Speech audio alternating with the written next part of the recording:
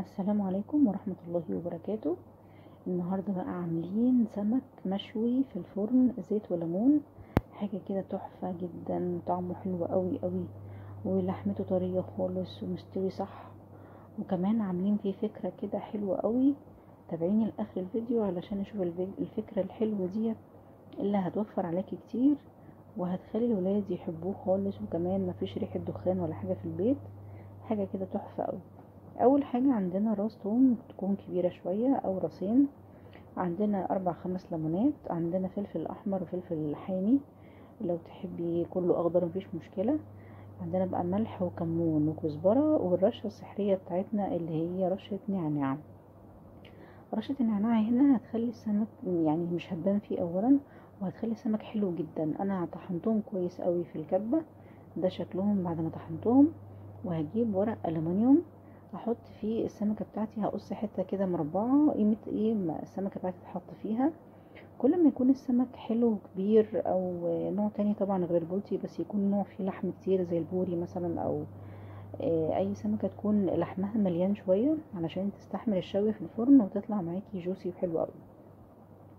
عملت فيها فتحة كده بالسكينة عشان ادخل فيها جزء من التتبيلة. اما الورق الالومنيوم هنا ودي التركة بتاعتنا ان انا هعمله على شكل السمكة كده بالظبط.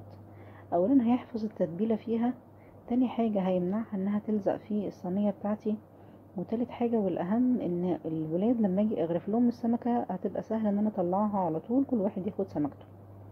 طبعا هنا هتبل بقى بالتتبيلة الحلوة اللي احنا عملناها، اللي هي فيها رشة النعناع الجميل جدا اللي مع الليمون. بقى عايزة اقولك ان الريحة كانت حلوة جدا قبل ما السمك يستوي اصلا. هبتدي بقى اتبل بره وجوه كده، وفي الفتحة اللي انا عملتها وتحت من السمكة كده احط برضو شوية تتبيلة. بصراحة انا كنت قلقانة الولاد ما ياكلوهوش، فعملت مثلا سمكتين بس وخليت الباقي قليته. عايزة اقولك ان هما يعني سابوا المقلي وجم اكلوا من المشوي اللي هو دوت، يعني كان طعمه حلو قوي. وكمان ما خدش يعني بهدلة ولا المتجاز اتبهدل ولا حاجة، بالعكس ده هو كان ملوش ريحة خالص، كان ريحته ظريفة قوي وهو بيستوي. هجرب لك واحدة كمان اهو، تكون سمكة كبيرة شوية، طبعا مغسول متنضف كويس جدا جدا، ومغسول من بره ومن جوه حلو قوي. والتتبيلة بتاعتنا دي كمان لما بحطها بقى كده كويس قبل ما الف الورق عليها عشان اعرف املكها، هتديكي طعم حلو قوي في النهاية وريحة حلوة قوي. التتبيلة دي بصراحة يا جماعة جربوها، حلوة قوي قوي قوي مع الاسماك.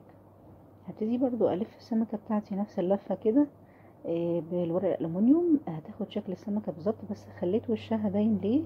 علشان تاخد لون حلو في الفرن لما اجي اطلعها، ميبقاش شكله مسلوق كده، لا هيبقى ليه يعني لون حلو من على الوش. هبتدي بقى احضر الخلطة السحرية بتاعتنا بقى، اللي هي عبارة عن شوية زيت قيمة مثلا نص كوباية او على حسب كمية السمك اللي معاكي، وربع كوباية ليمون. عصير ليمون يا جماعة كتير حلو قوي، هيديكي طعم حلو قوي. نسقي بيه بقى السمكة كده، بحيث طبعا اللي انا سقيته دوت هينزل في ورق الالومنيوم تحت السمكة، يعمل لها طعم حلو وهي بتستوي. عايزة تحطي مثلا شوية خضرة، انا حطيت هنا كزبرة، بصراحة ادتني تيست عالي قوي. عايزة استغني عنها مش مشكلة. وعلى الفرن بقى على درجة حرارة عالية، وبعدين هدي الفرن شوية، السمك مش بياخد وقت طويل تتابعيه. الله على جماله وريحته وشكله كمان. عايزه اقولك لحمته طريه خالص، الولاد هيحبوا قوي حاجه زي كده. جربي السمك بتاعنا، سمك مشوي زيت وليمون على طريقتنا الخاصه بالخلطه السحريه بتاعتنا اللي فيها رشه ليمون، خلت الطعم حاجه تانية خالص. جربيها. بصراحه يا جماعه حاجه كده وهم، وريحتها حلوه قوي، ويعني ما خدتش وقت طويل في الفرن، قيمه نص ساعه. جميله جميله جميله.